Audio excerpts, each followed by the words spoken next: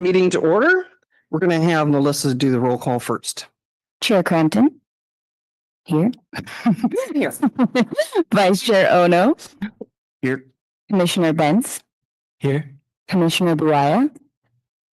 Commissioner McEwen. Here. Commissioner Reed. Here. And Commissioner Schmidt. Thank you.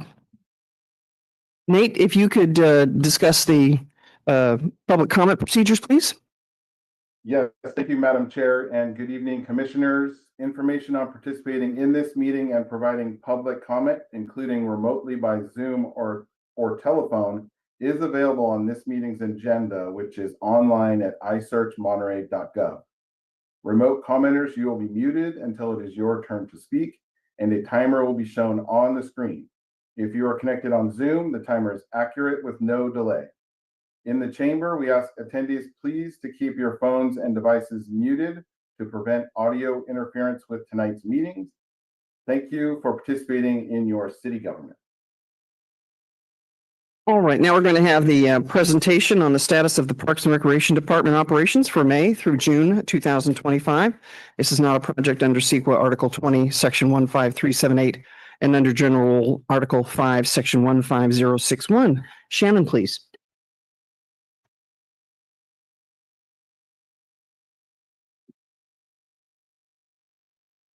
Okay, so actually it's pretty much going to go right into Tice, our park operations manager.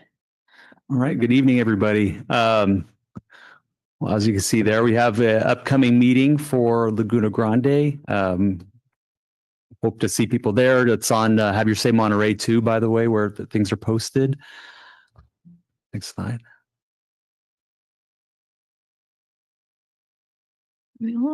All right, there you go. There's all the wonderful statistics that we've kind of accomplished in the last couple months.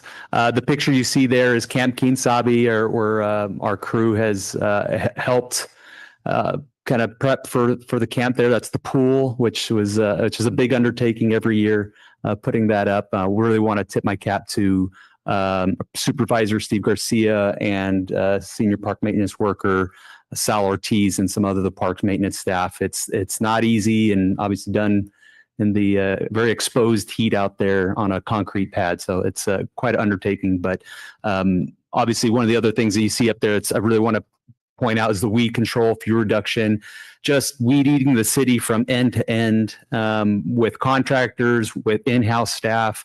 Another big undertaking to get done, and they did it in a very short amount of time. So I'd say pretty much most of our areas got hit in the months of May and June. So as soon as we got that dry weather, that was a pretty short turnaround, I think, for everybody to get that done. So very proud of our staff and contractors for doing that. Next slide, please.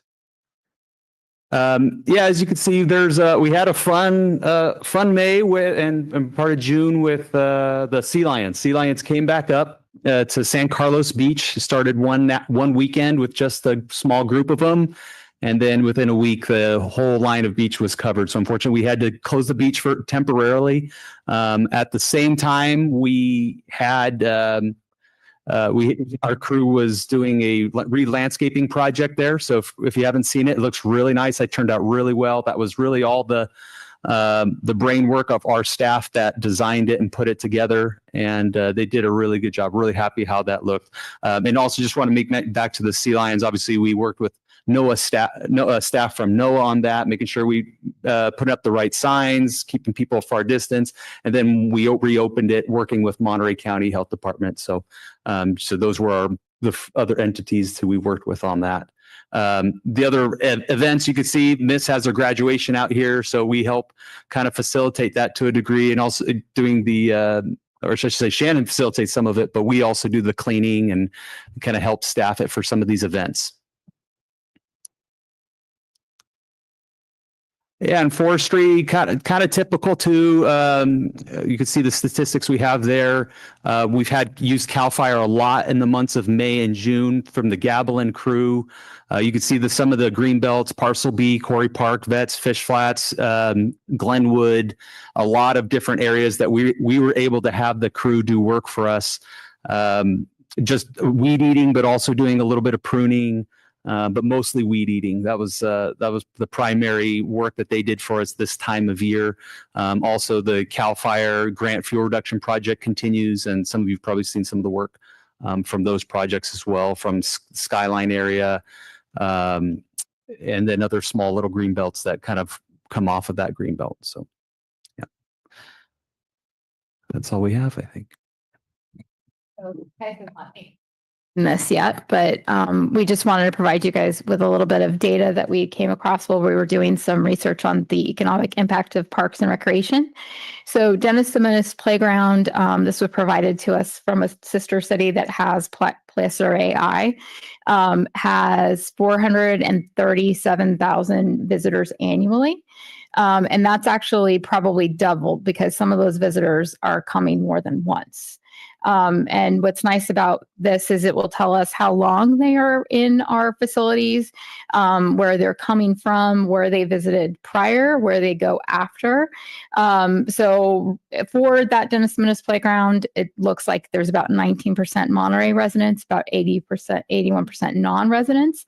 And we can get further data, including race, ethnicity, income, again, how long they stay, where they went prior and post visits. We know some of their favorite places to visit as well, like the Monterey Aquarium, Del Monte Center, Target, McDonald's, El Estero Park Center. So that kind of can, give us additional data as to like they're likely to be spending additional money when they're coming to Monterey. Like they're coming to Dennis Dominguez Playground because it may be a low cost fun activity for the kids, but then you go to Starbucks, you buy yourself a coffee, the kids get a cake pop and a hot chocolate, and that just continues to multiply. So just, something to think about, but it's a very big draw for the particular El Estero area in Monterey. And then we are in full swing with the recreation activities, our special events and camps, our outreach, field sports, the community centers. That there is a photo.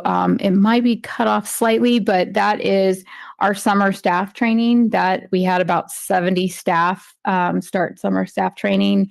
And that was in full 3 days plus a full day of CPR first aid.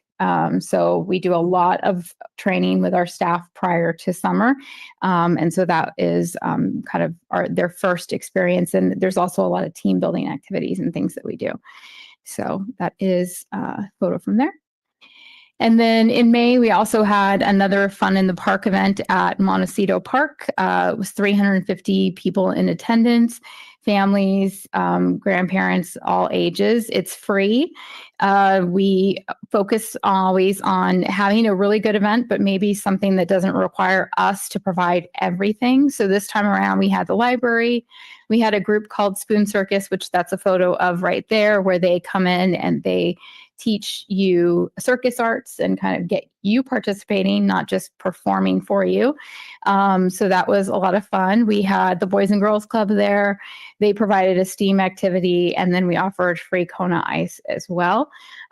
We missed the My Museum Wheelie Mobile, but they usually join us as so. We can put out some marketing a week and a half, 2 weeks prior, and have no issues with attendance at that location. And we are already planning our next event for Saturday, 13th of September. So Monterey Recreation Summer Camps, we wrapped up significant efforts for camp prep. There you will see I think this thing was like probably 1950s. Amy knows that is Bertha.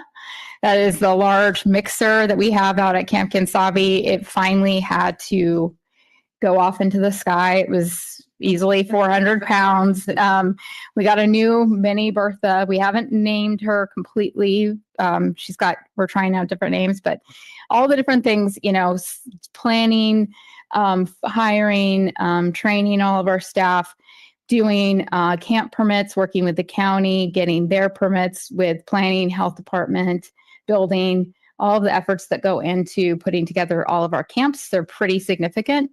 And then we We'll give you an update about all camps at the next meeting, but so far, Hilltop and Via Prizzo playground programs are full with waitlists. Also, multiple weeks of CQS and day camp are full with waitlists. The very first week of Camp Kinsabi had 96 kids. It's full bus loads, 2 buses, plus all the staff cooking breakfast, lunch, and dinner, So it's a lot. It's great. I would say we're on track to exceed 2019. We're actually within maybe 20 or 30 registrations. Overall, we have 100 more participants at Camp Kinsabi than we did last year, and the staff definitely feel it. Also, all camp, special event camps, which we consider our playground programs, our day camp, and our Camp Kinsabi, as of June 30th, it was at 130.6% of revenue. So that is awesome, because then that can hopefully help us in the next year. But that just goes to show that enrollment is very high. So yeah, a lot of work to get there, though. Youth field sports programs, they wrapped up track and field. They had a youth fitness day at Seaside High School, and that's in partnership with the cities of Marina, Powell, PG, CPY. There were a couple of private schools. The Boys and Girls Club Monterey County was there. They do a whole event. And then we rolled right into summer. So in June, we offered already multiple weeks of camps, soccer, beach volleyball, and flag football. And many of those weeks were full with waitlists.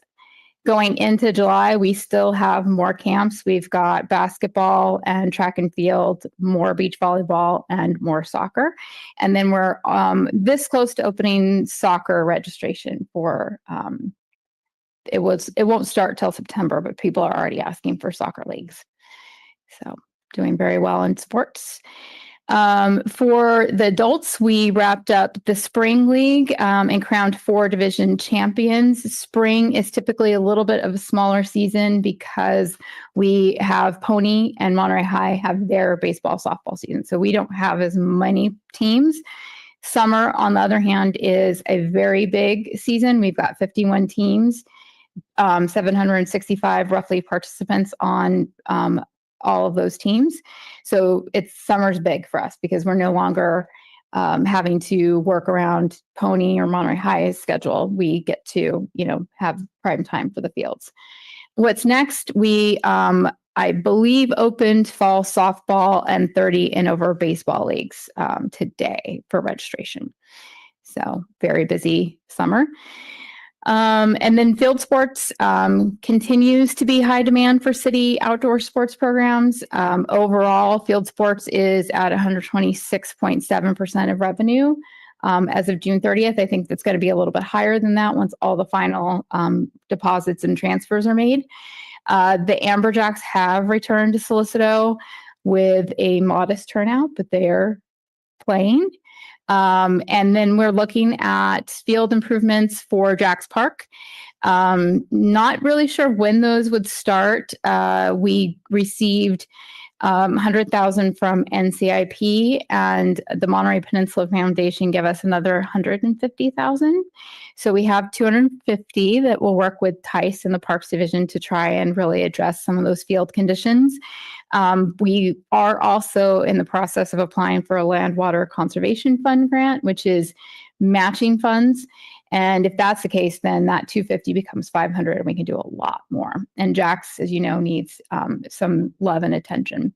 So we'll see, and so that might delay the overall project a little bit if we're thinking we actually stand a chance of doubling our budget potentially. So we're working on that. And then El Estero is doing really well. That is a photo from our art camp. And we will, I'll say, can we have a meeting there today? And they'll be like, well, we've got gym camp, we've got art camp, we've got tiny tots. Those are using like all 3 rooms. And that's what we want to do, is we want to try and have all of the building used all day long. And then that again helps us because if we only have one staff person, that one staff person can supervise multiple programs. So El Estero is doing very well. Gymnastics is full 4 days a week with wait lists, and parents are always trying to get into the next session. Again, our art camp, our tiny tots, and our gymnastics camps were full. What's next? We're working on Kids Create, Kids in the Kitchen, Kids Night Out workshops, and a new sourdough baking workshop. It's popular, so. Hilltop is, again, very busy. Enrollment is full for adult ceramics. That's 4 days a week now. There's studio time prior to that. We also have a pretty substantial enrollment for Pilates for bone health, our dance camp and Tiny Tot summer camps as well. Also, May is kind of the wrapping up of our regular, in some ways, our regular programs. So they had piano recitals, Mother's Day brunch in preschool, an end of year celebration in preschool, and then potlucks for the ceramics classes. What's next? We're already taking enrollment for fall preschool, and we are starting the overall center improvements beginning end of July with termite abatement. The next thing will be repairing the termite damage, and then hopefully getting a new roof, and then just going on from there. So it'll be definitely a phased approach that we'll be working very closely with building maintenance on that. So. And then Schultze is doing exceptionally well. Also, again, trying to fill all of the rooms as much as we can during open hours. We did close for a week in June for building maintenance, but otherwise things have been very busy.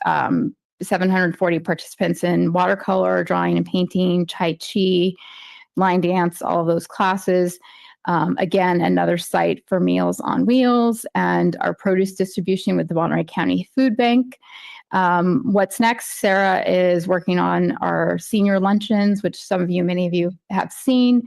We do typically one around Halloween, another around Thanksgiving, and another at Christmas. And then we have Wednesday socials, which are adults that require accommodations. So we do something for Hope Services and Gateway as well. And then working on more workshops, events, and slowly, we brought back Play Monterey trips, but we're probably just going to offer a couple at a time every year. And enrollment for that is kind of hit or miss depending on how the seniors are feeling. And then we're also, the Alliance on Aging is really focusing on their efforts to serve seniors. And so they've reached out. They're going to offer additional financial and wellness workshops because they have an office that's basically connected to the Schultze Center. So they program in our space. So, and then just some other additional insights. Seniors in Monterey at the moment, we, as of the 2020 census, we've got about 31% of the population in Monterey is 55 and older. If all remains the same in 10 years, that will be 41.2%. You can definitely see that in some of our neighborhoods. We're seeing it for our seniors. They are struggling. There is, so, of course, some economic uncertainty in the world. There's rising costs. California is expensive to live, but in general, it's expensive. Healthcare costs, we know in Monterey County, are high. Gas, groceries. When your income and your Social Security doesn't grow the same as your expenses, they're more challenged. And in general, we're just having additional challenges we want to make sure we are providing support to our seniors as they age, make sure that they're aging healthy, that they have social enrichment and engagement, and that we have programs in place to support them. And it kind of got cut off again, but in 2019, we had 984 Meals on Wheels. And in fiscal year 24, that number is now 5,230 Meals on Wheels. So we are just trying to provide you guys some of this information because these are the things that I'm seeing coming on board. And so right now, Sarah Reed, who is our coordinator at Schultze, she's one person with 2 part-time staff that only overlap for an hour, trying to offer all of these programs and services and we're constantly getting phone calls with people looking for help and resources or needing some guidance or trying to help their aging parent. So just, some things that we're seeing already. It's really a trend. And then Casanova Oaknall Park Center, it is open. It's open based on programs and event schedules. We wrapped up our family fun nights in May. Kind of attendance just was very hit or miss, averaging a very small amount. But we tried. It was what people said they wanted, so we offered it. We have our summer fun playground program there. It's the third site. That's all we offer now. People might remember that when our summer fun playground program was 10 locations, we're down to 3. And that site has 46 participants. It's not full, but it's still more than last year. What's next? We're planning for fall programs at both Casanova, Montecito, and Laguna Grande parks. And then what's next for Monterey Recreation? Well, we hope that we wrap up summer well. We want a high five summer 2025. That's a picture of our day camp staff. They're looking very perky at the moment right there, but that's the very first week of camp. So I don't know. We also have an end of summer celebration that we're planning. We participate in the Monterey Bay Parent Back to School Bash. Again, facility improvements. We're looking at both Hilltop, potentially something at El Estero. Jax needs some assistance. So we're working on all these different things. And thankfully, we do have some NCIP funds. It's just a matter of being able to do the projects on top of everything else. And then we did speak to you at our last meeting about NCIP projects.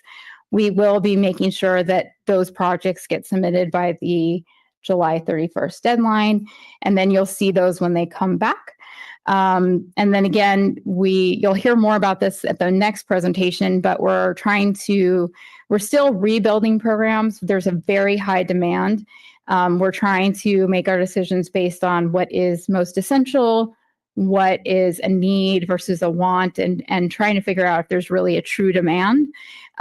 So we're just going to hopefully give you a really good update about the summer programs, but in general, there's just a lot going on. And typically we run about 160 hours of programming across 4 different locations and a bunch of different outdoor program sites. During the summer, that ends up being 420 program hours a week. That's more than any other facility in the whole city. And that's also 4 different program sites, 11 different parks, all the way out to Toro, with about 5 less staff than we had pre.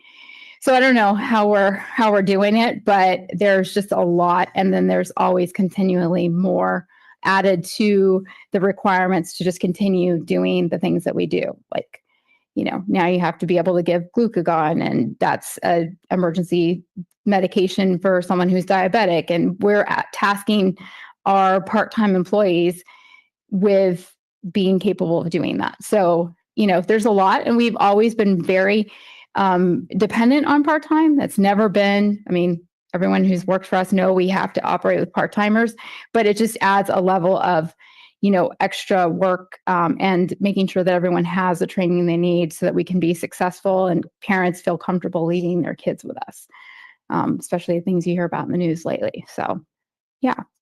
And I think that's it. And then I pass it on to Bill. Thank you. And I wanted to welcome Philip Giannano to the meeting today. Philip's doing an internship with Shannon and the Recreation Department. And Philip is one of the backbones of our front desk and facility supervisor staff at the Sports Center. He's been with us for a while. Does a lot of really amazing things for us. So welcome, Philip. On the Sports Center, as Shannon said, we're pretty much back at 2019 levels at this point.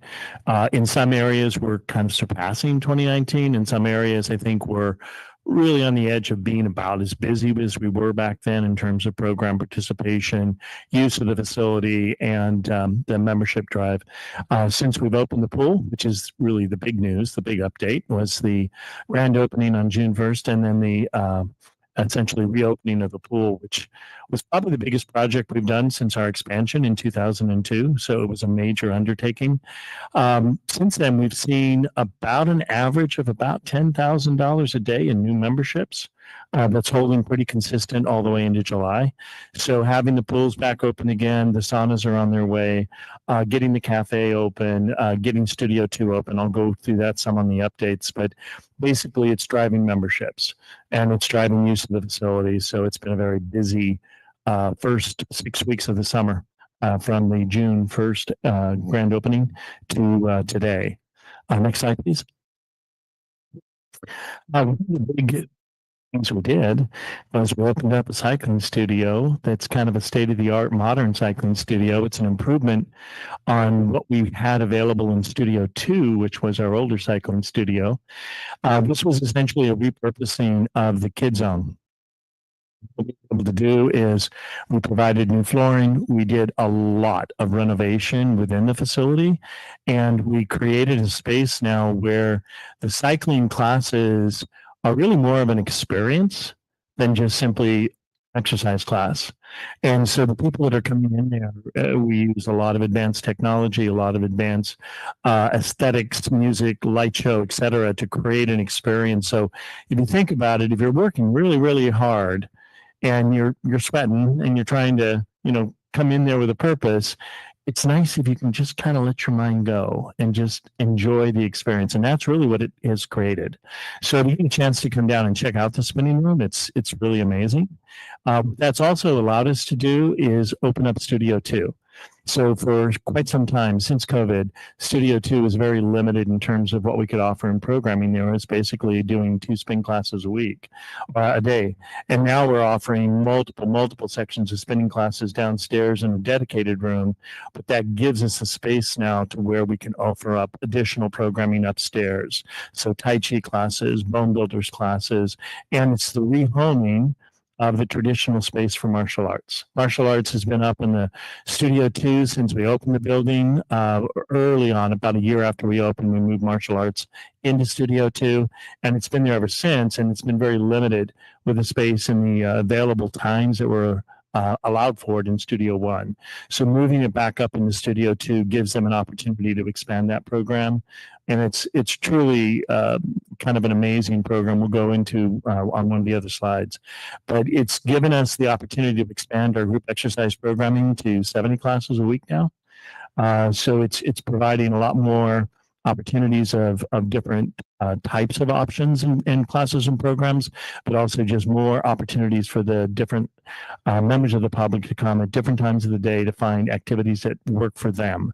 So we're really excited about Studio 2. We're also working on some activities for youth programming. So Lori's been working on trying to introduce a kids yoga class up there, but I think ultimately what we're trying to do is provide some activities that will be available for some of the younger children to participate, have some supervision, give the parents a little bit of a break, and give them something else to do at the sports center besides the pool and the gym. Next slide, please. Sports camps and programs really busy, awful.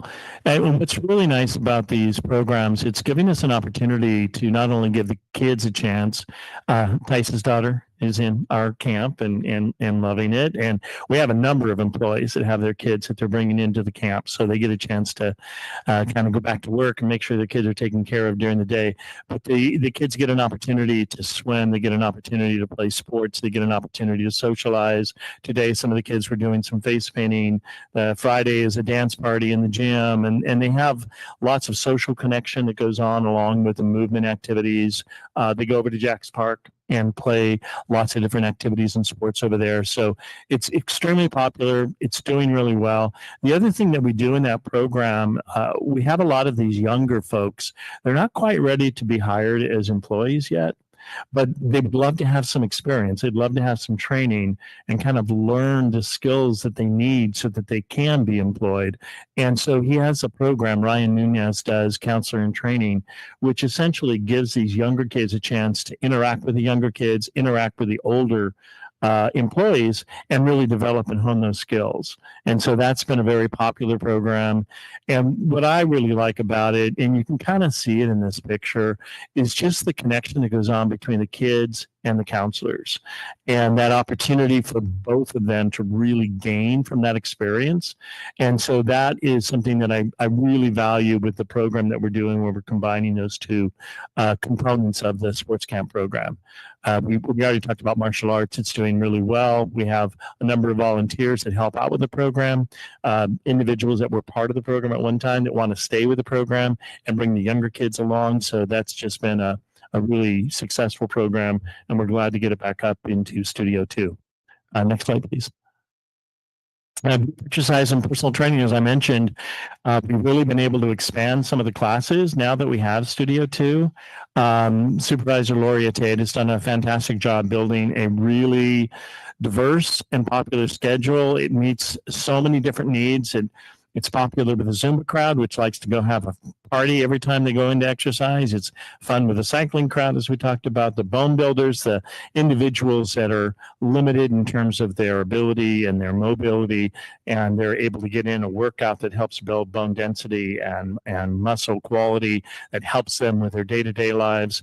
All of the aquatic exercise programs that are so valuable for individuals that really struggle outside of an aquatic environment to get in their daily exercise, and it really provides them that opportunity. So she's done an amazing job building up that Group X program. And if you think about it, Lori was one of our very, very first employees. She was a part-time instructor at the Sports Center when we opened in June of 1992. And so that's how much experience she has working there. She's been a full-time employee for, I think she has about 28 years now in terms of her longevity. But she's been with us from the very beginning, and she's really built a program that every year, when you do the Monterey County weekly polls, it's the best program on the peninsula, and it's what drives a lot of our memberships and success in the facility as a whole. And then Marcia DiMercurio has been really working since COVID to really build back up the personal training program. Obviously, it was something we really couldn't do a lot of during COVID. And so it kind of started from almost nothing to where it's now very popular, very successful. It has a very critical role in making sure that people have a good experience. And we have quite a few people that come in there that would struggle if they had to work out on their own independently, and they really need that support of somebody working with them and guiding them. And so the personal training program really helps support that as well. Next slide. Community engagement. I think it's been a big focus this past year. We really expanded our community engagement with participation in the farmers markets and the health fairs, and going to the schools and doing the Dia de los Muertos and pumpkin plunge events. And this is a picture on the far left from our anniversary on June 1st, the 33rd anniversary of the Sports Center. We invited in some of the folks that are involved with the outrigger program, the outwater, the deep sea outrigger program. And so they have a dancing component there. So they brought in their dancers and did some activities, some performances, as well as some involvement with the folks that were there. And then we also had the Zumba folks come out, the Zumba instructors, and they did kind of a little impromptu Zumba party out in front. That was all part of the anniversary. We had Joseph Talley with 831 Catering putting together a barbecue on the sun deck. That was very well attended and very well appreciated. And Joseph is going to be our vendor for operating the cafe going forward. So it gave everyone kind of literally a taste of what is to come. The big event was, as you see, the pool area there. They reopened the pools. Very popular. There's a couple things you can see in that picture that are kind of really critical in terms of what we were able to accomplish. So if you look at the deck, if you think about the way the deck looked previously, it was darker. There was a lot of damage on the deck, and there were multiple layers of kind of an epoxy surface that had been put over the surface to try to protect the deck and to try to protect the participants. And there were areas on that had sustained damage over the years. And what we were able to do in this project is they weren't able to go down and literally grind it all off down to the base tiles from the original installation in 1992, and then do a full concrete resurfacing and then provide the texture to make sure the concrete is safe and it's aesthetically very nice and clean, very easy to clean, and just gave the whole inside of the facility a completely different aesthetic. Very light now. We did a lot of patching and repair work on the back wall, got fresh paint throughout the facility, replaced all the lighting. And what you're looking at behind the lifeguard on that picture, you see that long white bench? What that white bench is, it's a chloramine filter. What it does is it pulls the air off the surface of the pools and off the surface of the deck and sweeps it out. So it's pulling the chloramines off the surface of the water. And that's what people, they sense it when they're swimming or they're around the pool. And they've always had this sense that there's so much chlorine in the environment in our sports center pool because it's indoors and because they're sitting at that level where they're really seeing it and noticing it. That is taking care of that particular issue. It's actually pulling it out. Now, the challenge we have is to get the dehumidification system up and running has proven to be a bit of a challenge. When they did the installation of the dehumidifier unit, they found quite a bit of damage up on the roof, damage in the ducts, damage in the flashing, damage throughout the area, surface area where the old dehumidifier had been. And so there was kind of a decision that had to be made, which was, do we put in a new dehumidifier with this really damaged, not clean system underneath there, providing air to the guests and the staff? Or do we take the time and just replace it all, make sure it's all up to date, standard, clean? We had to get money to do that. So we had to go to our reserve funds. You know, we take 5% out of all of our revenue and we put it into a reserve fund for the sports center. And we built that up to where it was about 350,000 that we have, or 3.5 million, I'm sorry, 3.5 million. So we were able to pull some funds out of that reserve fund in order to be able to take care of that extra work that had to be done. It was about $130,000 worth of work. And so now we have a really good, really clean, really new system, and they are starting the dehumidifier up. The challenge we have right now is that the compressors that run that dehumidifier system have to be essentially signed off and certified by the manufacturer. So we're waiting for him to set up a time to come out here to certify those things so we can fire it up because it's all ready to go. So we're probably about 1 to 2 weeks out from having the dehumidifier system working. And then we should have a really solid functioning internal environment as a result of the dehumidifier project was about a $1.5 million project. So this was a huge investment on the part of the city between the $1+ million pool project and the dehumidifier project to get this facility back up to speed.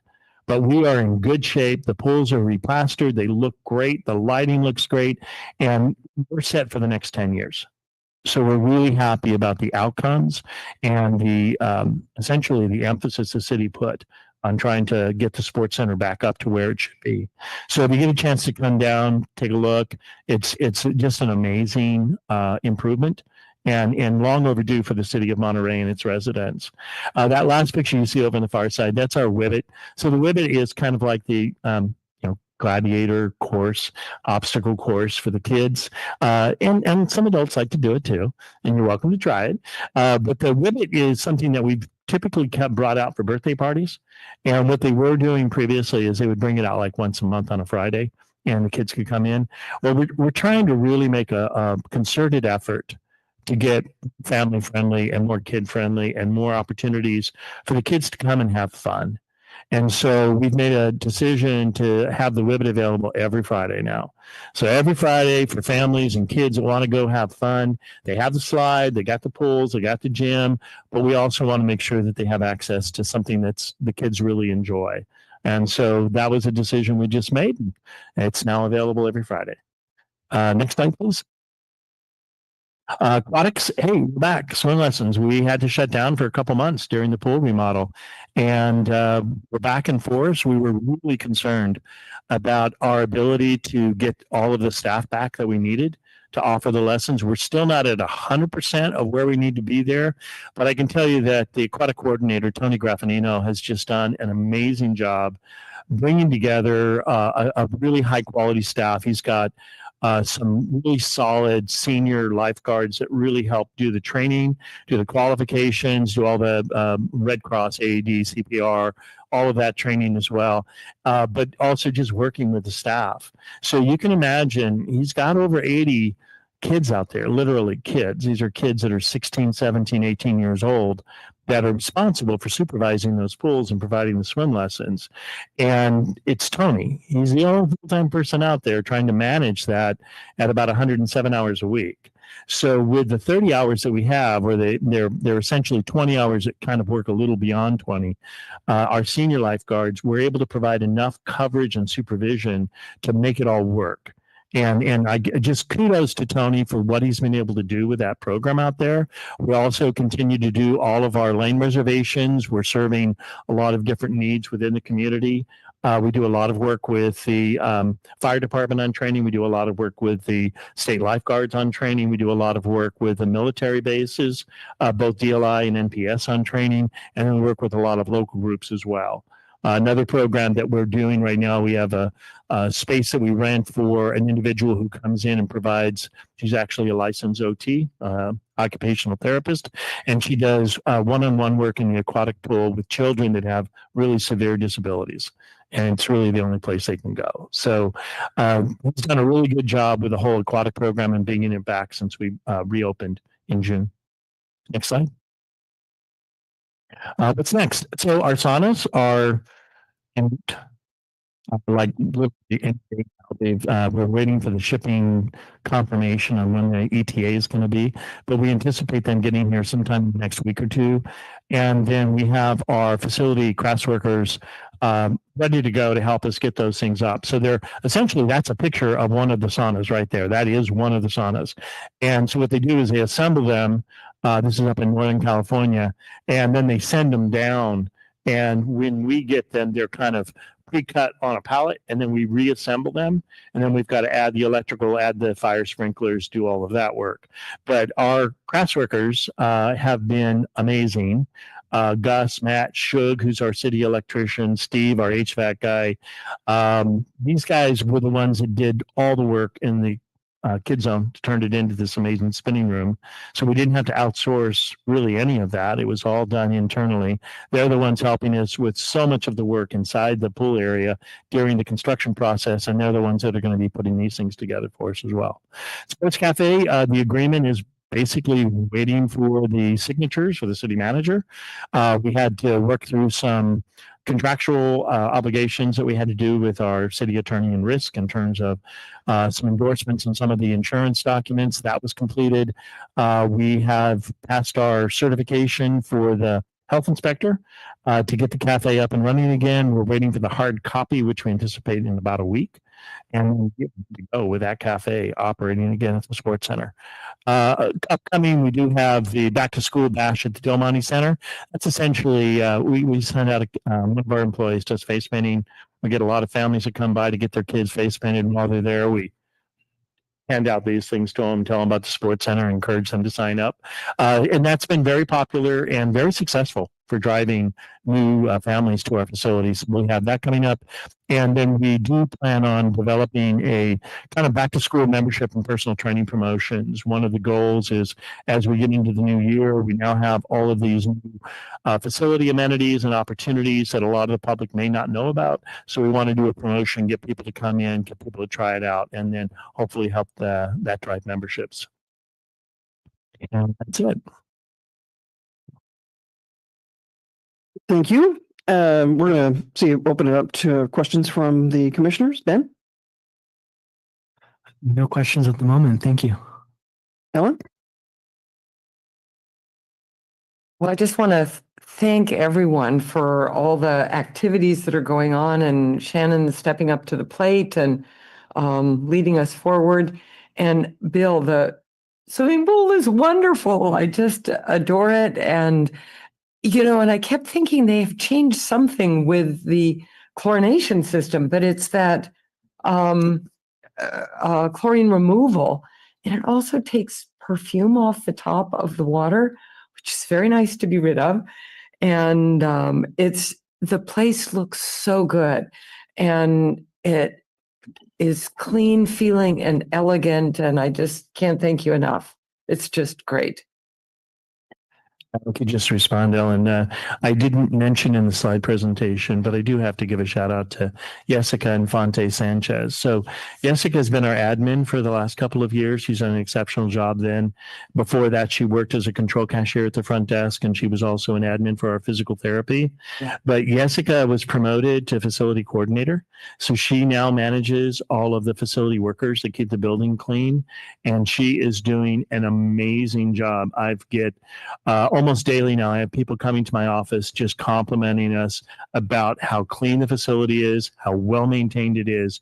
And a lot of that just goes to Jessica and the work that she and her staff are doing. Justin? Yeah, no questions, but same that Ellen said, we've been over there 3 or 4 times since it's opened, and I was in the pool this weekend just looking at everything going, kind of amazing. This is a city facility. And yeah, I remember when it opened, and it's, come a long way. It's really awesome that that's provided by the city. Christian? Yeah, great presentation. Actually, I do have a question for Shannon in regards to I'm going to butcher it. It's been a while. I wrote it down at the time, but summer play program, there was 10 of them and now there's 3 of them. Is that what it's called? Summer fun playground. Programs, That's always referred to. and I'm assuming, COVID kind of put the debacle on why there's only 3 now, or what's the story? Fill me in on that. Really declined over the years. Justin would probably remember when it was at a bunch of different sites. It's generally declined, and you can kind of see that with MPUSD. They've closed schools, but Hill closed. It's kind of a different, the less children in Monterey potentially that's declined. But we also have pre-COVID, we still had 3 program sites, but our enrollment was probably closer to about 150 kids per program location for playgrounds. And now we're full at Hilltop and Via Priza with 70 kids each. So yeah. it's Via Prize. I thought I heard Mendocino and I thought it was Montecito. We've offered it at Montecito before, but it's Casanova, Via Paraiso, and Hilltop are the 3 locations. Forgive my ignorance in That's okay. asking all the questions, but is this like more of an well, it's not after school because school's not in, but it's like It is summer probably our camp, day most camp thing? affordable kind of like Drop-in. drop-in program. You register for the entire summer. It's 7 weeks, Monday through Friday, 9 a.m. to 4 p.m. And you can attend or not attend, come and go. And it's one flat fee for the 7 weeks. So it is more than it was pre-COVID. It's $475 for 7 weeks. But if you were to do the math and try and hire a babysitter, Right. there's no way. But it's still, when the program started, I mean, this program's been in place 70 plus years. It was free. So Right. it's gone up incrementally, but this is the most expensive it's been. And there's 3, remind me, the 3 locations are, Hilltop, Via Paraiso, and Casanova. So we are hitting, all points of Monterey, but not like we used to, where there was a program at Fish Flats and, Archer had one, Casanova had one. We kind of hit, a lot of different parks. Now Okay. we're- cool, thank you. Sure. Kathy? I don't have a question, but just a comment first. Thank you for your presentations. The increase in the Meals on Wheels is really a high statistic. I'm not sure what to do about that, but that certainly, I can see where that's going to be an issue even further as we go forward. Amy? No questions, but I was out at Camp Kinsabi last night for afternoon folk dancing and dinner and campfire. And the staff looks great. The kids were having an amazing time. And I was just pleased to hear that they were full with waiting lists this summer, because it's even fuller than it's almost as full as when I was doing it in the 90s, in the early 90s, when Hodson and I were running it. And we had over 95 kids a week. So we're back up to that level, which is awesome. Thank you. Just, you have another question? No? Okay. I have a question. Do you need any tasters for the sourdough class? Yeah, okay. And then also, the senior programs, do they encourage outside of Monterey seniors to take part in that program, or is it just Monterey residents? No, it is open to everyone. We actually do have some seniors who will hit up Oldemeyer Center and then they'll come to us and then they'll go to, now it's not Sally Griffin, it's called the Meals on Wheels Community Center. And they just will go between different locations because we kind of don't offer the same thing every single day and they know where to go. So, yeah. Well, I concur with everyone else on the panel. I'm just amazed at the programming that you offer, and the facilities are just superb. I have so much fun with Andre at Via Paraiso Park. I have to give him a shout out. I love him.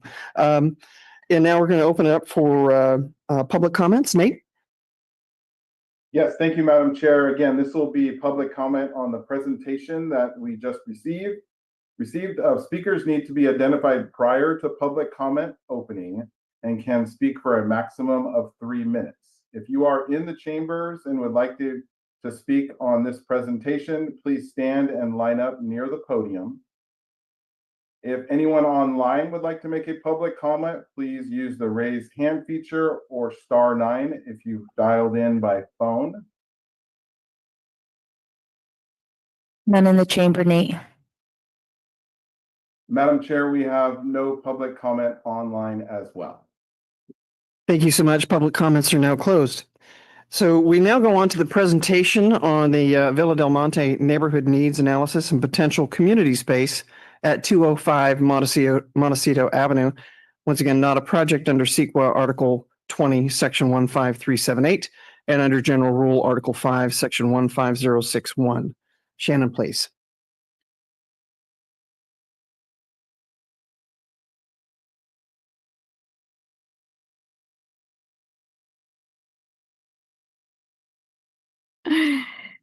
So, oh, thank you.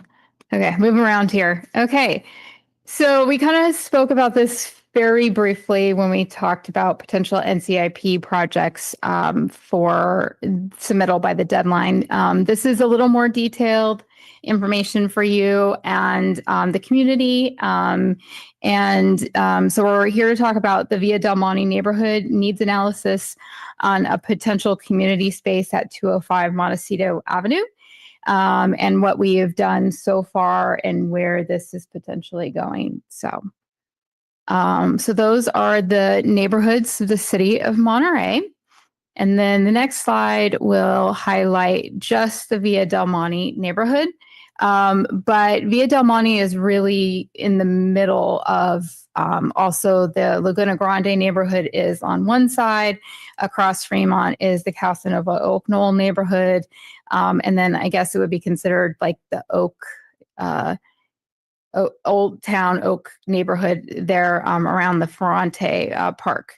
So that is kind of, we're primarily looking at Via Del Monte, but it really would serve what I refer to as North Monterey. So we've been doing a lot of things. When COVID happened, as you know, we closed all of our community centers. We reduced staff to 3 or 4 full-time staff. We really focused on community services, vaccine clinics, food distributions. And as we've been rebuilding, what we chose to do was reopen community centers that could serve many people at one time, offer many programs at one time, and allow, typically what it is just one full-time staff person to supervise that entire building and all the programs going on at the same time.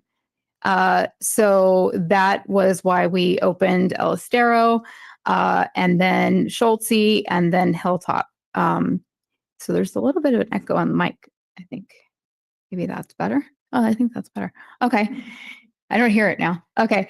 And so what we've been doing is we're still, we have about 9 full-time staff. And like I said, we're spread out across the city. We don't very rarely do we all get to be in one room and see each other.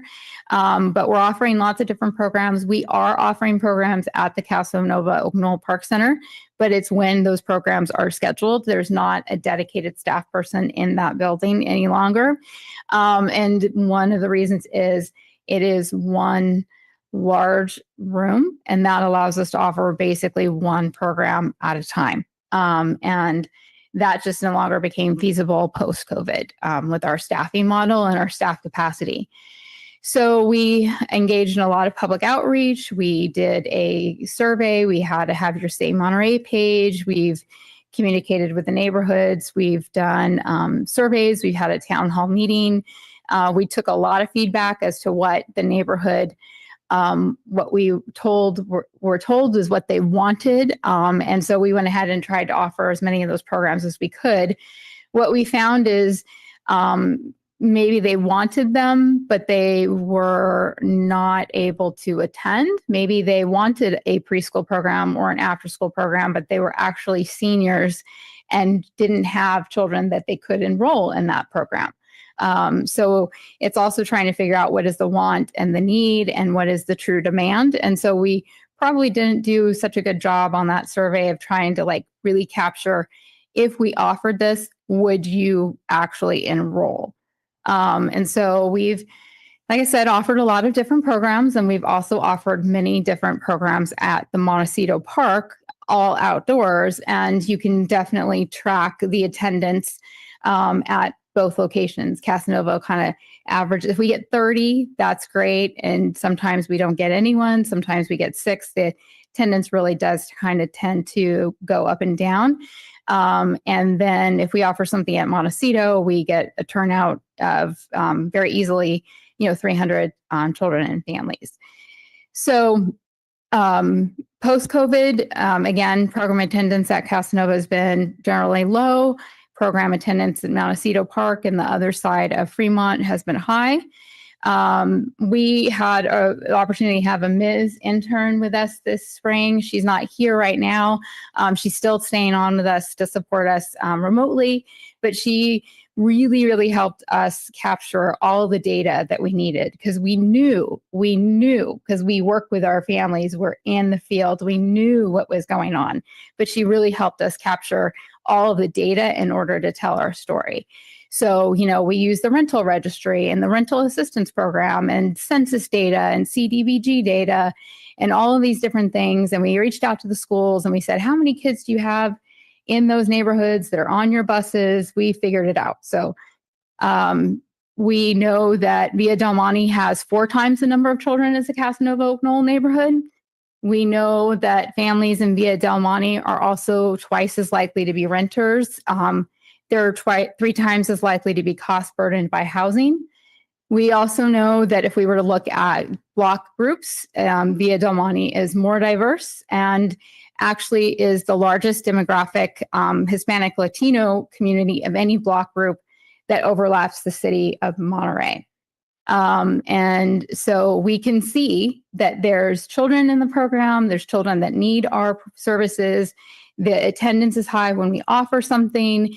I knew right away when I looked at the bus stop in front of Casanova, and I could see that there was maybe 20 kids getting onto the bus all the way from elementary to high school. If you go to the bus stop in front of the Montecito Park, 81 kids. And also what happened during COVID or shortly around COVID is MPUSD closed Foothill School, which was a big driver of people attending the Casanova Center. Now those children are either going to Monte Vista, the new Monte Vista, or Delray Woods. But also what we found is that the families in the Casanova neighborhood have options. They don't necessarily have to attend a program at Casanova Oak Knoll. They can very easily go to El Estero, they can go to Seaside, and they do. And so that is kind of what we've seen in terms of attendance. If it suits them and it works great, they'll attend. And if it doesn't, then they'll go somewhere else and find something else. So kind of, we've got a lot of data. We have a full needs analysis, but that kind of breaks it down as to where we are right now and what we're seeing. And I know we have our neighborhood president here from the Via Del Monte. He might have more info to add, but that's what we're seeing in terms of the needs for the Via Del Monte neighborhood. So next slide. So where we came up with that, we were touring the Montecito Park, potentially looking for a community garden space or something to do at the Montecito Park. And I happened to have Hans with me and Nat. And I said, hey, look at that building across the street. Half of it's vacant. It's right across from the park. It's right across from the fire station. That would be an amazing community space. It's got the space. It's got the parking. It's got its own parking lot. You don't know how excited I am by a parking lot. And so we happened to just be there on a day when the landlord, the owner was there, and he took us through that whole space. It's amazing. And we saw a potential vision. And so that's where we're at with, that's the space. I encourage you all to drive by. Half of it is vacant at the moment. The other half has a tenant. But that is the location we are considering as a community space. There is a rough floor plan. We've been looking at the space. We were able to get the floor plans. It's been a variety of different things. It was a chiropractic office. There is probably the original floor plans. We have ones now where you can see that the rooms are divided into smaller like treatment spaces, which are not ideal for programming.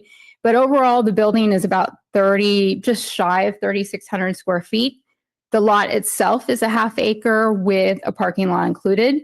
And we've been assessing the building. And so we know that the load-bearing walls are the exterior walls. And we know that that basically that interior square rectangle is also load-bearing. But essentially, everything else can be reconfigured and modified, offering multiple programming spaces, different options, but also not, when you're looking at offering programs, you don't want small spaces. You need spaces that are a little bit larger that can be reconfigured and, made to suit your different purposes. So that is the floor plan. So we've also have been out there several times with different tours, different city staff. We know we need to remodel the restrooms. Right now they have divided the restrooms. Half of the restrooms are on one side of the building, half are on the other, and we'll need to bring them back into, either a gender neutral restrooms or a male-female restroom, but with additional, toilets and sinks and things like that in order to accommodate the number of people. We also know that building has a capacity now of 200 people.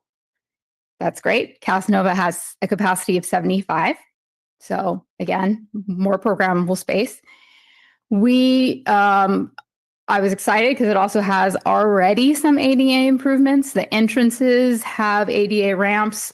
There are additional ADA improvements that would need to be done. The restrooms need to be done. Some of the sidewalk entrances need to be addressed because they're uneven.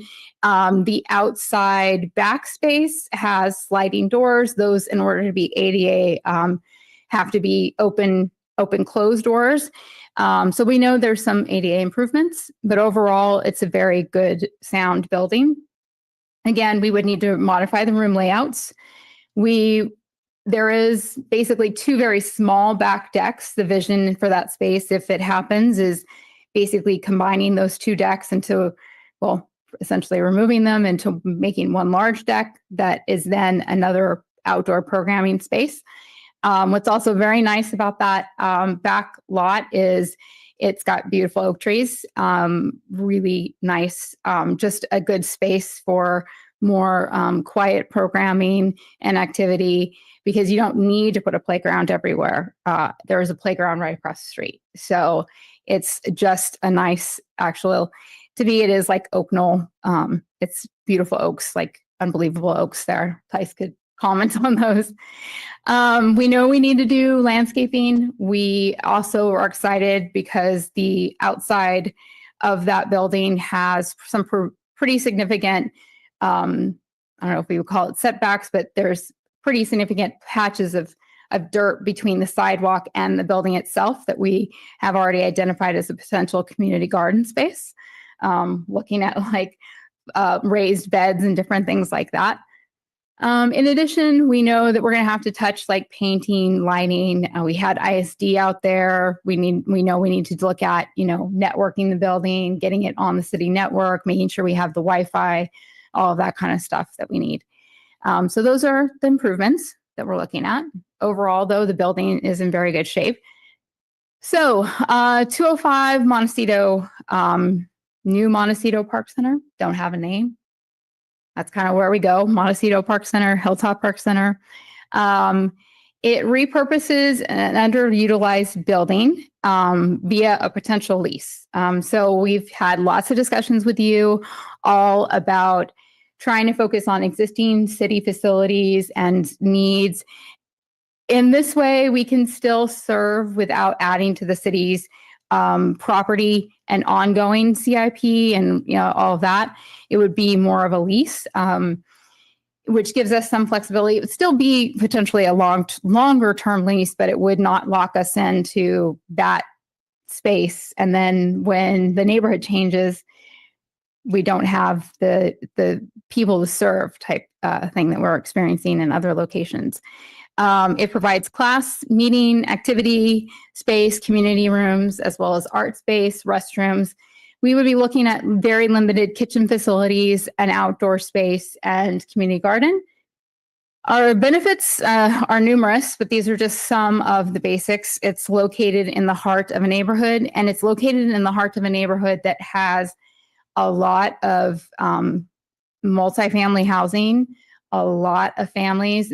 That's not going to change. The apartment complexes and all those things that are there really are not going to end up going away. That's probably one of the more affordable neighborhoods in the city to live in. And it's pretty much always going to stay with a high density population living in there. What we also love too is it's right across the street from the fire station. It's again right across the street from Montecito Park, which is a beautiful park that's already had some significant improvements. We have Laguna Grande Park within 2 blocks, which offers additional programming space and a soccer field. And then a little bit farther, if you wanted to go as far as Ferrante Park, there's our baseball field and all of that as well. So the size of the building, it allows for multiple programmable spaces with outdoor space for more programming. It has parking. It is pretty much ADA accessible with some, improvements. I would consider them minor. If we put the deck, the deck is going to have to be ADA accessible, but in general, the building has most of what it needs.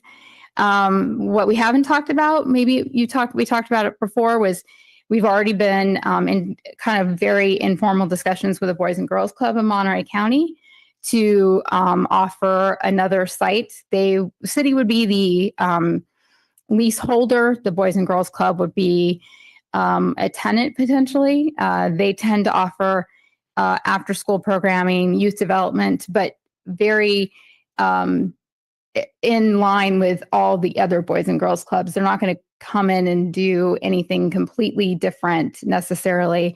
They offer programming typically 2 or 3 to 6 o'clock, Monday through Friday. There are some summer programs, but generally they have a curriculum and an established plan, and they follow that very successfully. And they are looking to kind of branch out towards Monterey. They're in Salinas and they're in South County, but they'd like to come towards Monterey. And then what it also does is it provides a potential community space for the city use, whether that be recreation or the fire department or whatever. There's additional community space, either before or after AM and PM or weekends. So what this also does is when we were evaluating it, it really does meet all of the goals of the Parks and Rec plan. We are have a unique sense of place. We're celebrating natural beauty, ecology, art, history, and culture. We are addressing the needs of a diverse community engagement, intergenerational health. We are looking at options to be economic and environmentally sustainable. And yes, we're potentially looking at a new facility, but we are not purchasing that facility. And we're also doing it in a way that really serves a need, and there is a demand. And so we are, the location just couldn't be better. And then accessibility. It is very accessible to the neighborhood. It's accessible to the Casanova neighborhood, should they choose to drive or walk across Fremont. But it really does serve a need that we are seeing. And so we feel it really closely aligns with the park plan, the overall park plan for the city. So what's next? We are in the process of refining the scope of the project. We've just did a tour, it was probably last week. We're trying to figure out the cost of the initial improvements and ongoing budget needs. You know, obviously ongoing is the cost of the rent and the cost of utilities. But what's the initial improvements to make those things happen in order to get into the building? We will be presenting this to City Council for review and direction. We do need to look at finding a funding source potentially.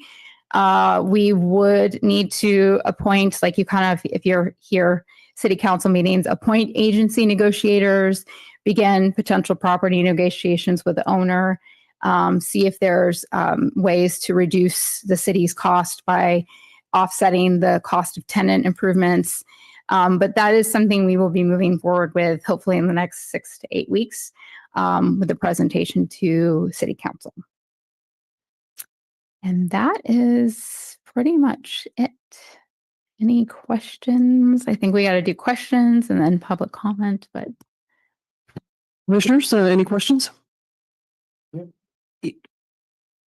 Yeah, so I know we've talked about it for a while that Casanova Center's steadily decreased and had less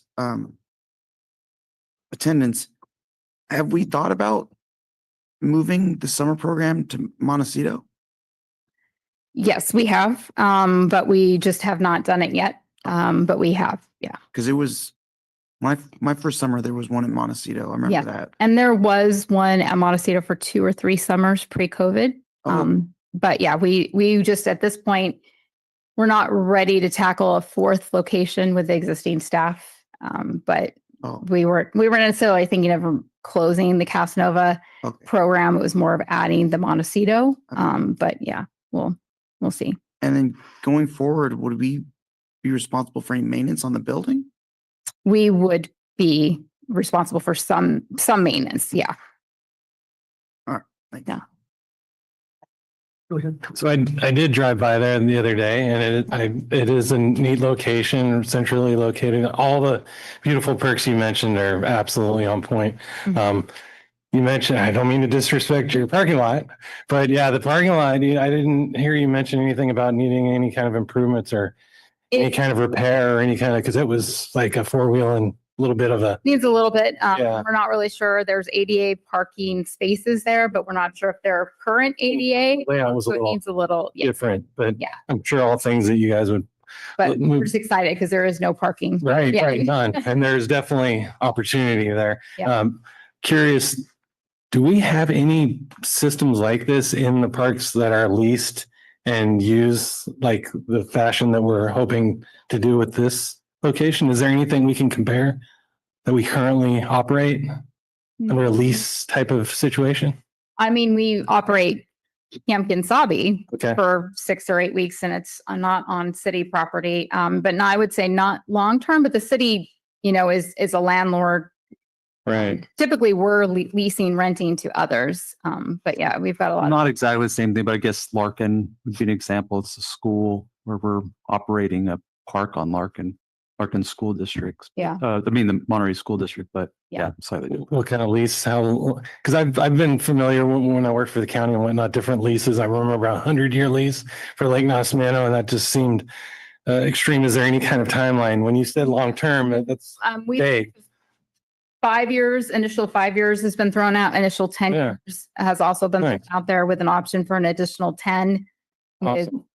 you know, but I would think that we were probably making it at least a 10-year commitment Okay, initially, and Okay. then we'll go from there. interesting. Okay, Yeah. great, And- thanks. Yeah, hopefully by then I'll be retired. I'm just kidding. Thank you for those details. Sure. I remember you showed us this property last year and kind of mentioned these ideas on our tour. So it's great to hear where you've been going with that. Is the vision for it to replace Casanova or be an additional location with additional full-time staff? Well, we would not. What's nice about this is the Boys and Girls Club would be staffing it mainly most of the time. Their staffing model, they've already talked about, is like 4 or 5 full-time staff, which is amazing. Wish we had 4 or 5 full-time staff in one building.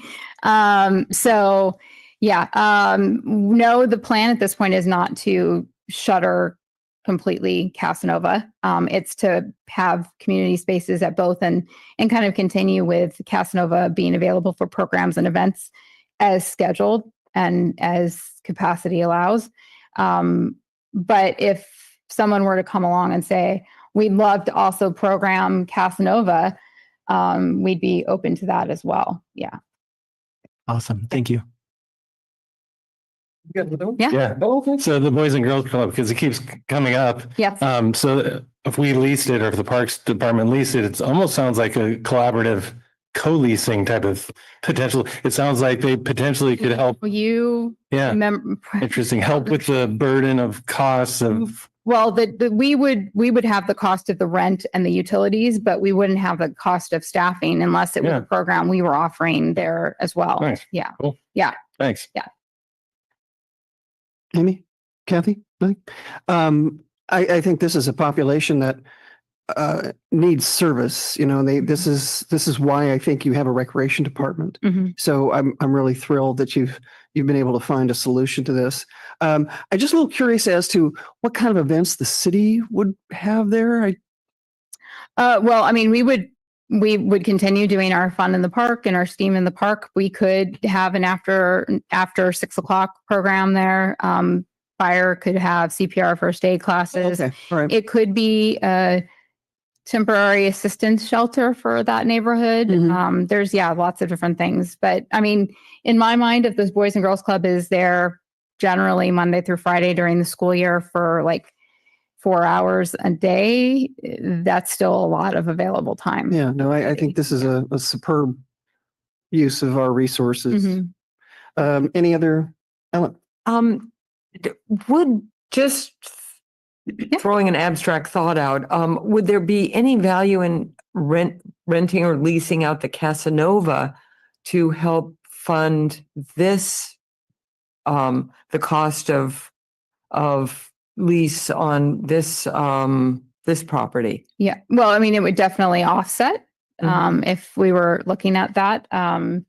We've been approached by different individuals about the Casanova site. For instance, a child care center wanted it, but then they also wanted the park exclusively for themselves. And so that was not something we were wanting to make that commitment to. So I think it would be definitely if we could find someone who was kind of in line with what we do and what the neighborhood would want, we would be open to that as well. I think what we want to do is also not be in a situation where the city is then giving away a leased property for very little money. We kind of end up, helping out, and then we get stuck. Right. Yeah. So, Thanks. yeah. Yeah. With the Boys and Girls Club, you mentioned the after school. Yes. Do we not run any after school programs currently? No. Okay. 'Cause No. I haven't heard it mentioned, so I was wondering. No. We, prior to COVID, did a preschool program in the morning there, but that took over the entire building because the preschool space was so small. And then that would be the only thing we could do. And then we'd get the kids off of the bus and have an after school program there But again, that was the only thing that could be offered until about 6 o'clock I guess not. at Casanova. Are there any other ones in the city? We typically don't have a lot. We do school break programs, whether it's during the school year or summer. And then we do after school classes and enrichment, but not when you would typically have them. Not like Yeah. school daycare. Yeah. Like they used to. And part of that too is the school district has grant, or I don't know if it's grant funding, state funding for an extended learning opportunities. So they've started basically keeping the kids on campus and offering after school care, which has affected our after school programs. All right, if there's no more commissioner comments, we're going to open it up to the public to make comments on the agenda items. Nate, if you would, Madam Chair, speakers need to be identified prior to public comment opening and can speak for a maximum of 3 minutes. If you are in the chamber and would like to speak on this presentation, please stand and line up near the podium. If you are online and you would like to make a public comment, please use the raise hand feature or *9 if you've dialed by phone. We have 2 in the chamber, Nate. Great, we have 2 in the chamber and we have 1 online. We'll start with the 2 in the chamber.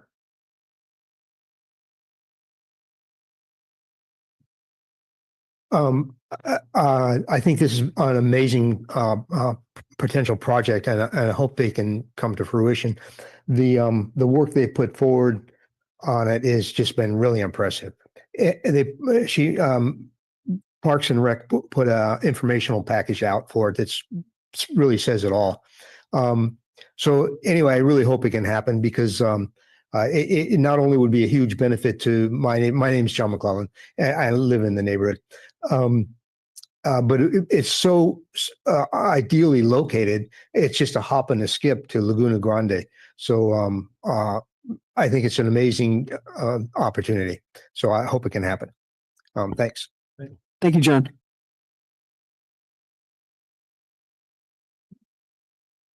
Hi, I'm Shelley Schmidt. I'm a resident of Casanova Oak Knoll, and I'm also the NCIP representative. I do recognize that there is a need in the Montecito neighborhood for a park center. It's been a big concern in our neighborhood that our park center in Casanova Oak Knolls is lying vacant.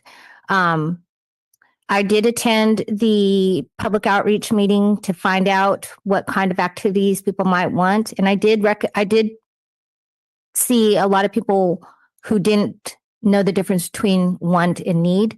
I did see senior citizens or older people who did not have children or grandchildren living with them wanting after school programs, and I recognize that. But I also do know that our neighbors have told me that some of the activities that were presented at the family fun nights were not something they wanted to partake in. And so I proposed that Parks Department do another outreach to the Casanova Oak Knoll neighborhood to find out what kind of activities they would like to see there so that we can try to boost up participation. As for the new proposal for Montecito Park, I thought one of the main tenets of the parks master plan was to focus on existing buildings and facilities as opposed to adding additional ones. I also have an issue with funding. We just went through a big thing with the city council about funding the Rainbow Crosswalk, and they had to fund it privately. So the city's in such financial dyers that we cannot fund a less than $2,000 project. How are we going to fund something that looks like it's going to be multi-millions? I also am not aware, and it would be helpful to find out from maybe public works staff or city council, can NCIP funds, if Parks is going to come to NCIP for funds for this, can those be used on a private business that is not a city building? I have questions about that as well. And as for potentially leasing the Casanova Oak Knoll to a private entity, I will express that the neighborhood will want some discussion on that. Taking something that is a public park and a public facility and giving it to a leased entity, the neighbors need to be consulted on that. So I just want to express that I don't think that would be supported by our neighbors. I can't speak for everybody, but they will definitely want to say, especially when you have houses that abut the park center. Thank you. Thank you, Shelley. There are no more public comments here in the building. Yes, we have one online. And Chelsea, you should be able to unmute and give us your public comment. Perfect. Yes. Can you hear me? Sound check. Yes. Okay. Awesome. Thank you. Yeah, my name's Chelsea. I also live in the Casanova Oak Knoll neighborhood. First off, I just want to say that I really appreciate the presentation that was given about the proposed Montecito Park Center kind of expansion opportunity. I personally really like Montecito Park. I take my little one walking across Fremont, who actually you can hear him in the background now. My little one across North Fremont often to play at that park and attend some of the events. But one of the things I think I would love to see is some of that aggregate data that was mentioned that your intern put together and looked at. I think that, I work in data during my day job, and I would just love to see kind of those ins and outs of that need analysis and the root analysis that you all did, because I do think there are opportunities still at the Casanova Oak Knoll Park Center. Not saying that means we shouldn't also maybe prioritize a expanded park center opportunity in this neighborhood. I just feel like there might be some gaps still that aren't being actualized. So one of the things I want to say is that as a neighbor living in Casanova Oak Knoll, we do want to be helpful to maximize the use of this space. We do want to be good stewards of the space that the city has. And overall, we're just glad to hear that, at least as of right now, there's no near side plans to put Casanova Oak Knoll Park Center on the chopping block. So once again, just thank you. Would love to see some more information if that's publicly available. And if not, Shannon, I'd love to maybe chat with you later to see some of that stuff so that we can all find a solution that's so thank you guys so much for your time. Thank you, Chelsea. Thank you for your comment, and that is our last public comment on this item. Thank you. So we will now close public comments on this item, and we're going to be moving to the approval of the minutes.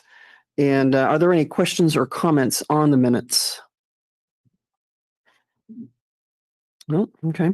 Someone needs to make a motion to approve, please. I move to approve. Second? I'll second. Thank you. All in favor? Aye. Aye. All opposed? The motion passes. And we are now going to open it up for public comments that have nothing to do with any of the agenda items. So Nate, if you would let us know what's going on there online. Yes, this is the opportunity for general public comment for items not on the agenda. Speakers need to be identified prior to public comment opening and can speak for up to a maximum of 3 minutes. And if you are in the chamber and you would like to make a general public comment, please stand and line up near the podium. If you are online and you would like to make a general public comment, please use the raise hand feature or *9 if you've dialed by phone. I'm in the chamber, Nate. Confirm there's no public comment in the chamber. Confirmed. Great, thank you. And no public comment online as well. Thank you, Nate. So public comments are now closed. So we're going to now receive a report on the commission appointment process and select chair and vice chair for fiscal year 2025-2026. This is not a project under CEQA Article 20, Section 15378, and under General Rule 5, Section 15061. Shannon, please. Very short presentation. Basically, we July of every year need to appoint a new chair and vice chair. And so Justin has served as vice chair for a year, and now he would move to chair. And then our vice chair would be Kathy. She is the longest serving Parks and Rec commissioner who has not been vice chair or chair. And so it's her rotation next, and she's agreed to serve as chair this year. And then that would mean Kathy would be chair. I mean, she's agreed to serve as vice chair. Next year, she would be the chair. And then we would look at Ben and Amy in that rotation next. We've had a lot of changes on the commission, which is great. love having you all. But then that is kind of where we are with in terms of really Ellen's probably been the longest, have the most chance to serve as chair. But yeah, that is where we are, was to potentially hear any feedback, comments, any of that. But I would also like to thank Sid for serving as chair and vice chair for 2 years. And you have been an amazing advocate. And I know you will still support Parks and Rec. But thank you for your time and your efforts. Yeah. So we have any commissioner comments on this? Justin? Let's go. Okay. Any public comments, Nate? If you would like to make a public comment on this item and you are in the chamber, please stand up and approach the podium. If you are online and you would like to make a public comment, please use the raise hand feature or plus *9 if you've dialed by phone. And in the chamber, Nate. And we have no public comment online. All right, then we will close the public comments. And we do need a vote on the chair and vice chair. If someone would like to make that motion, please.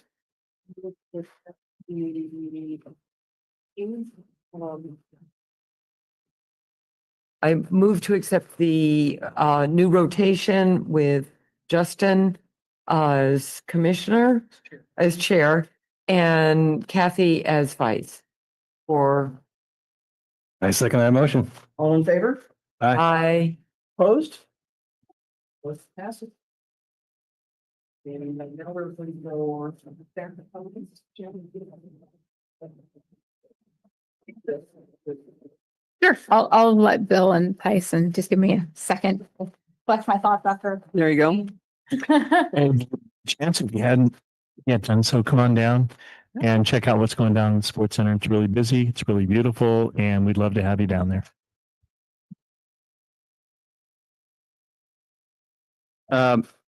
Just want to commend, as you guys, I don't know if we'll talk about it, I'm sure at the next meeting, but commend Recreation, another great 4th of July. Hope some of you, I think Justin, I saw you from afar. We got to see some of the activities, just a great event as always. And I know my family had a great time. And I also wanted to echo what Bill was saying about the camps. My daughter's having a fantastic time at sports camp, and it gives me a great excuse to go in there every day, and really enjoying that daily interaction with his staff. And I won't say who my daughter's favorite is, but we do hear a lot about that staff and who's her favorite from time to time. And Paige was up there, getting her hair done. My daughter has, I'm sure, put some knots in her poor thing's hair. Wanted to again go back to our staff, Salisto Ballpark, having amberjacks and everything. It's really getting beat up, but in a good way, it's well used. And Steve Garcia has taken on himself to learn how to patch that up. Gets torn up, the artificial turf gets some tears. And so he's taught himself how to patch that himself, which is usually something contracted out. So that's really great. We've been able to react to the repairs on a really quick basis. So I don't want to forget saying that. We've got goats in Capitol site. So that was a long time coming, a lot of build up to it, and they're there. And it's been really neat. We've been going out and seeing the progress. Really, really great. I'm really thinking that hopefully that the rest of this goes smoothly. They've only been there for about a week and a half, and we can continue to have them in there in the old Capitol site, as well as maybe even other areas where it's appropriate. So, I will say, we did get a new park attendant up at Veterans Memorial Park. For people who've been here a while, his name is Chris Totfius. He's a familiar face because he was an intern with the city with Parks back in 2018. Really interesting guy. He born and raised in Germany, got his bachelor's degree in Germany, and that's what brought him here on an internship, from his university there. He has a bachelor's in public management, master's in European foreign policy. And then he came to Monterey and just loved it so much. I think he married found his bride here in the area. He has a work experience of being a parks worker, working for grounds and maintenance for the University of Nevada, Reno. He's a hiker, biker, photographer, and volunteers at animal shelters. I mean, just he's good. He's a real good guy. We're really lucky to bring him back, a familiar face to a lot of us. And I know the people in the neighborhood will take to him because obviously the park attendant there is a really neat feature and person there.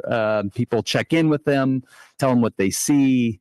Just a great and advocate for the neighborhood and everything else. So Chris is going to do a great job. He just started just a few weeks ago, so we're really excited to have him. But other than that, yeah, I'll leave it.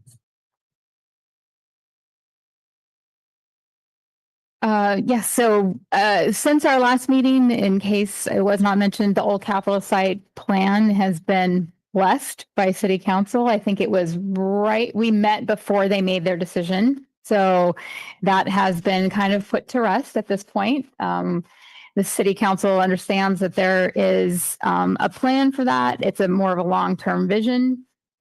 And it is what we originally had recommended, which was option 2, no bikes, keeping it as much natural space as we can, trying to limit the environmental mitigation that we'd have to do. So that is good. That was a big lift and took a lot of time, but we can at least say that project is done and that NCIP project is closed. So whenever we can check one of those things off, that's amazing.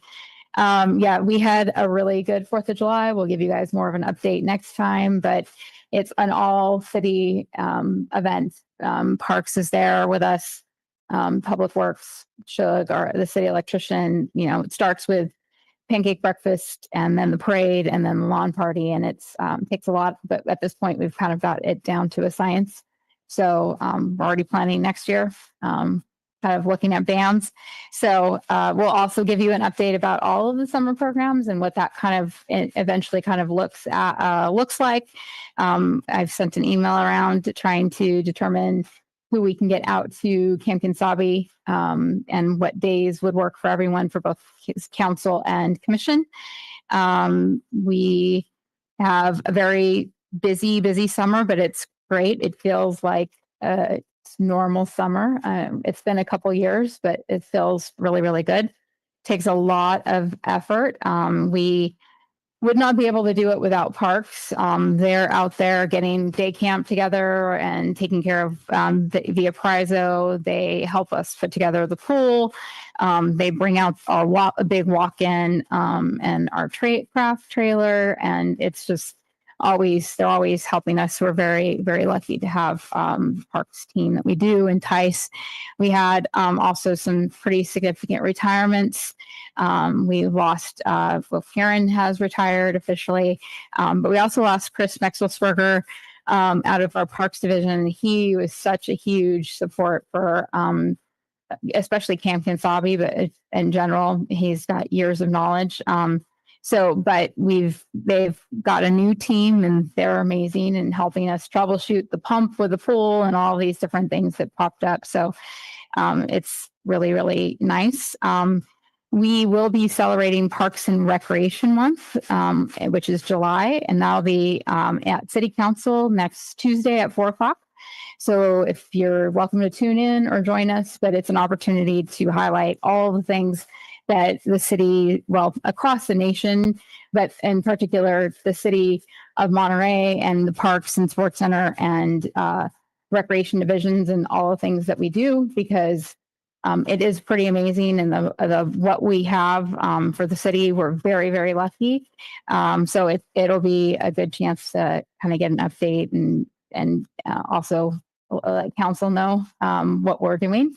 And then, just in general, I'd like to just thank the team. You can hear Nate. He's always here. You always hear Nate, Nate and Melissa and Sarah and Misty's running the playground program and Rachel's busy at Hilltop.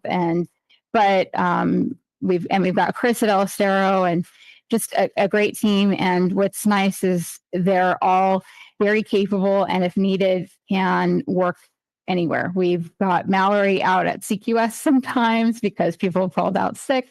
Rachel could be at Camp Kinsabi. We just have a very capable team that are able to multitask and learn, and pretty much wherever you put them will do an amazing job. And then we've got Philip this summer with us, so it's been great. We have an intern from the DOD who's retiring. Well, not really retiring. She's just transitioning out. She's too young to retire.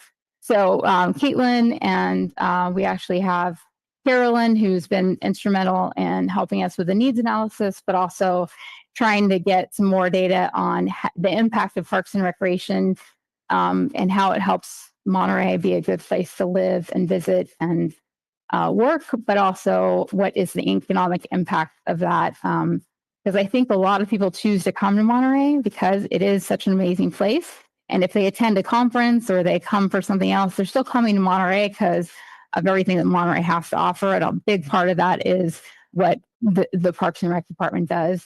And in particular, Tice and everyone, they touch every city parking lot and landscaped area and all the trees and 800 acres park. So it's really amazing what everyone does. So hopefully we'll be able to communicate that to you guys as well. But yeah, and it's an amazing team. And yeah, we're just hoping to get through summer with our sanity, and we can hand the kids back safely to their parents. So that's the goal. Thank you, all of you, for your comments. Now we're going to ask the commissioners one by one if they have any closing comments. Ben? Sure. Yeah. I just want to say thank you for all the incredible and hard work you all do and your teams do for the community. Really exciting to hear about how great summer camp's been going. Love to hear about the goats and the fuel reduction. Bill, it's been great to see the changes at the sports center. I've been taking my 9-month-old to swim lessons, and we've been having a blast, and been really thankful for the team and the instructors there. So just thank you, everybody. Ellen? It's so good to see everything getting back to even better than it was before COVID. And it's been a hard road for you guys. And I just want to thank you from the bottom of my heart, and bravo. Justin? Yeah, thanks for the whole team. I feel like every day I'm either at Casanova or Oak Newton or the Sports Center. It seems like after I pick my son up, I go park up the block or fire. Really, it's nice to see all the facilities. And yeah, the pools saved my butt. My wife was in Vegas for a couple of weeks. Every chance I had, I took them to the pool. Nice recreation. And 4th of July was really good. Really nice parade, and the party was awesome. The first band, they're really good. Yeah. Christian? Yep, of course. Thank yous are always in order. Lots of good information. It's cool to see you guys thinking about what the future holds, the stuff that we've done in the past. I don't want to also lose focus on the fact that it was already starting to talk about, just because there's a birth of something new, that it has to be the death of something old. I don't see that at all. I see that as potentially growing and looking at, it's Monterey. It's every little facet of every little nook of Monterey that we have to care and focus on. So you guys do a great job doing that, and appreciate it. Kathy? This evening. All of you are so dedicated to what you do. I appreciate that. Amy? Just to echo everybody else, thank you guys so much for all the hard work you're doing. And it's just so nice to see that all the programs in the city are back and better than ever. And I'll just put in, it's been a pleasure and an honor serving as your chair, and I look forward to years to come as far as just being a commissioner. Thank you. I mean, I just, I can take up so much time thanking you for all the things you do. You make the city a fabulous place to live. You truly do. Thank you. And I believe that we have our next scheduled meeting on August 13th. at 5:30 here. And the meeting is now adjourned. Thank you.